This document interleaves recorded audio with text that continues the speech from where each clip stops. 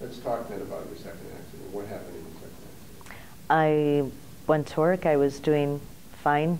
I was walking to my truck after I punched out, and it was very slippery, and I was walking very slow and very careful.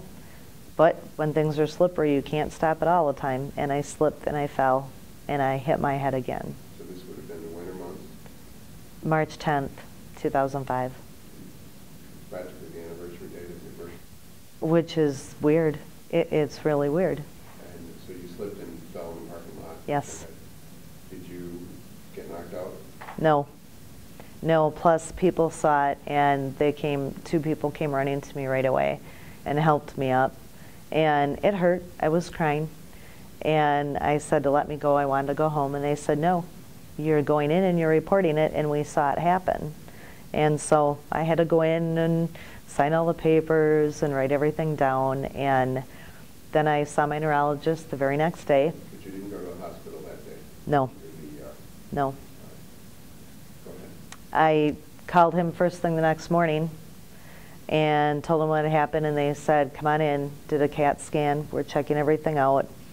He knew from the previous injury and from the surgery that was done what had happened the first time, and so they kept their eye on me, how much pain was my head hurting a lot more, the dizziness that I had under control at one time, the dizziness got worse.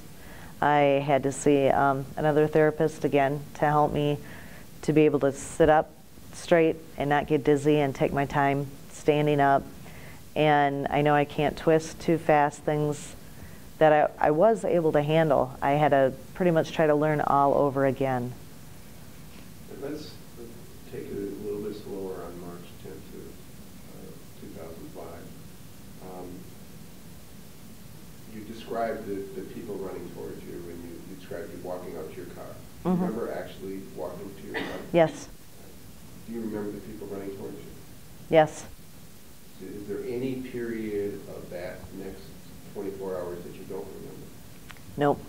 Do you remember seeing the neurologist the next day? Yes. It hurt so bad that I knew, and well, I did have to call in for work too and tell them I wasn't coming in because yes, because I had to see my neurologist because my head was hurting bad. And you remember going in and filling out all the paperwork? Yes. From your perspective, you are much worse now than you were before March 10th of 2005. Yes. And you're more symptomatic today than you were even a year after the more serious injury? Yes.